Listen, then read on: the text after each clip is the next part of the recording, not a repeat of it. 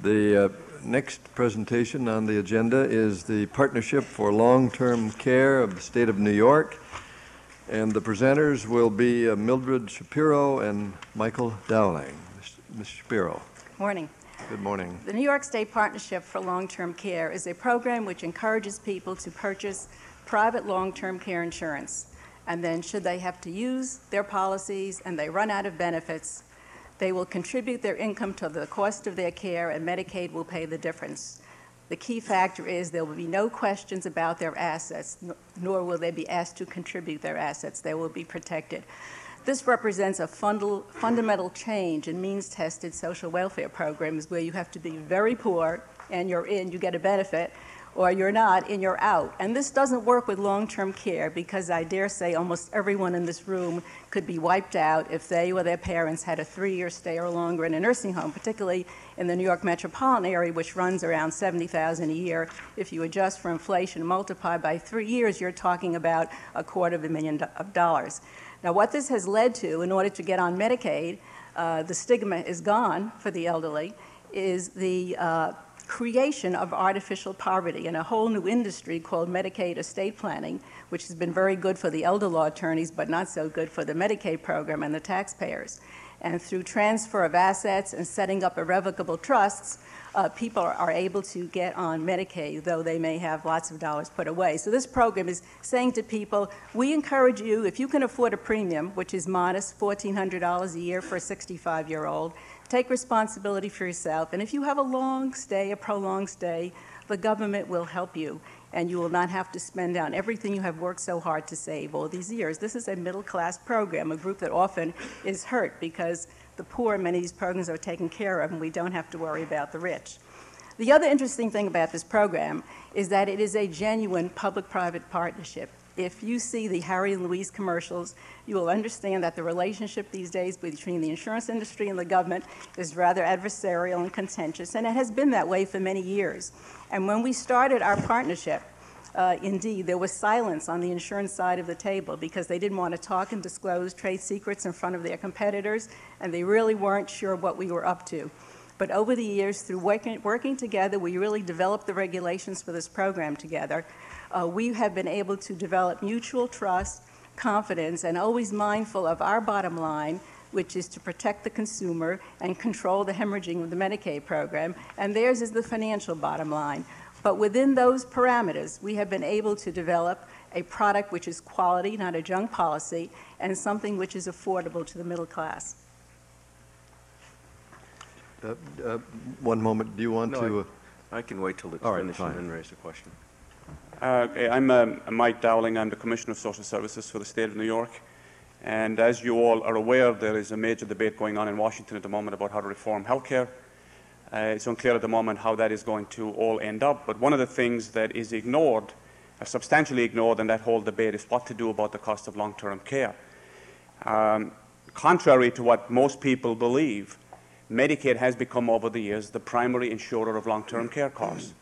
In New York State, for example, which has a huge Medicaid budget, about $8 billion, close to $8 billion of our Medicaid cost is for long-term care for the elderly. That is obviously something that cannot continue and is not being addressed federally because of the pressure on the Medicaid program, which is the program everybody hates, and the pressure on the public for cost containment, and also because it's unfair to individuals because they've got to impoverish themselves completely before they can get on Medicaid. So what we've done with this program is to basically say, not to get too much caught up with the ideology between the public sector and the private sector, but basically say to take the parts of both, the best parts of both, and develop a partnership by basically saying that the private sector will provide front-end coverage and Medicaid, the public sector, will provide the back-end ongoing care for long-term care. This can be replicated, we believe.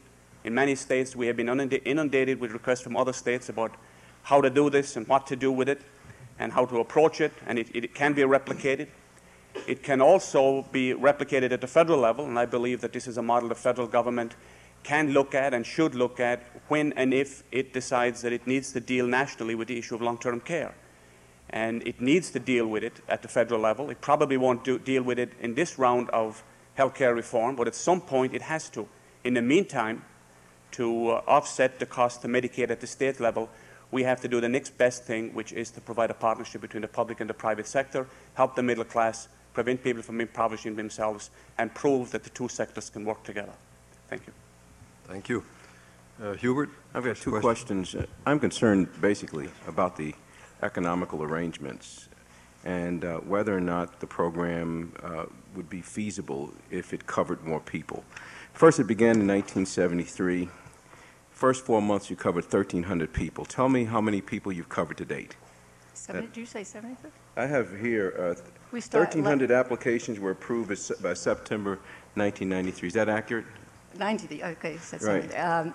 We now have, bringing more up to date as of March, Right. as of now, about 4,000 policies have been sold. They've been approved. A partnership, but we have stimulated the market for non-partnership, which is more important. In other words, some people look at it and say, I'm never really going to need Medicaid, but I'm now sensitive to the fact that I am vulnerable for long-term care costs. So what we did is we looked at the number of policies that were sold before there were partnership and the marketing and advertising we've been doing about it. And there were 11,600 long-term care insurance policies sold in New York State. That was the year before. The year that we started doing this, it jumped to 19,000. So that was a 2/3 increase, and we're, I think, the only state in the nation that has witnessed a growth in the sale of long-term care insurance policies, because a lot of people are waiting for the miracle to happen in Washington and are not buying. So there's been a drop in other states or flat. You've got a $1.7 million grant from Robert Wood Johnson Foundation. In addition to that, according to the application, the state supports 50% of this. That's right. I'm wondering what happens. The Robert Wood Johnson money is running out. State monies may run out. You only are dealing with a small number of people right now, given the capacity, the number that could fit in there. What are the real costs of this? Well, what do you do if we the did Robert not Wood contribute money except in-kind contributions, namely part of my time and computer time and that sort of thing, overhead time. But the state will be assuming the cost of the small staff of 4 that we have as the Robert Wood Johnson money phases out.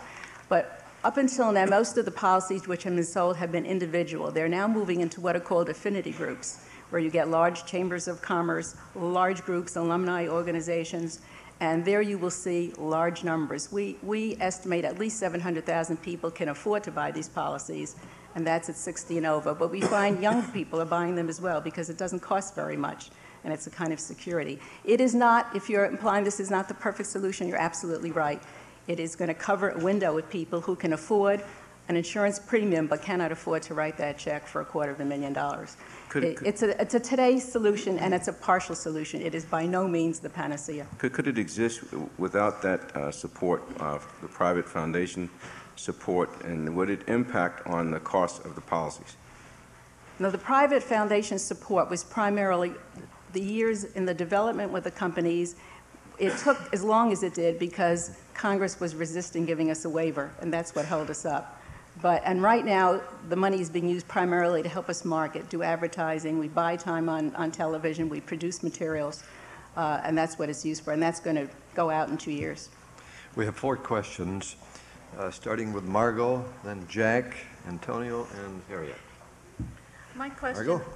My question also has to do with the Robert Wood Johnson Foundation and their role in the innovation. My understanding from reading the materials is that they were the ones that pushed the development of planning grants from 4 different states. Right.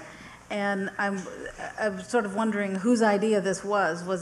Did it originate in the foundation, or did it originate in the states? The governor had a long-term care policy advisory committee that said, try to tackle this problem of this bleeding of the Medicaid program to long-term care. And one of the things we recommended was that we develop the promotion of private long-term care insurance. And a consultant in Washington heard about us in a few states doing this and knew about Robert Wood Johnson's interest in promoting these. So he was sort of a marriage broker and got us together. And 8 states originally were funded, and 4 went by the wayside. And 4 out of the 8 are going to be viable. 3 questions to go, beginning with Jack. Well, you just answered mine, thanks. Okay. Antonio? Me too. Harriet? I have 2 questions. One, Since in a way, this is obviously a boon to the insurance companies, which makes it possible for them to market a product. And there's a certain creaming aspect to this too, because not everyone gets in. There's a limited time which they have to pay out.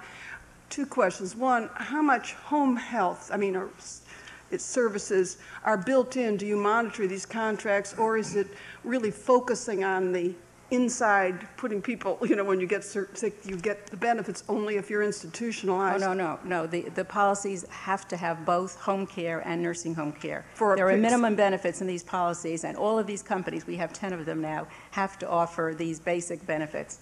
And you have to have home care, and not home health care, but home care. In other words, custodial care is required. And really, the average cost you show is about $2,000. What do you see as the period of time? If someone's 65, normally the average for institutionalization or a nursing home is what? Probably for many people, not till the late 70s or 80s. When is the... When you go into a nursing Yeah. home, it's about 82 is when people go in. So- If they start buying it at 62, they may be paying for 20 years. If they're really lucky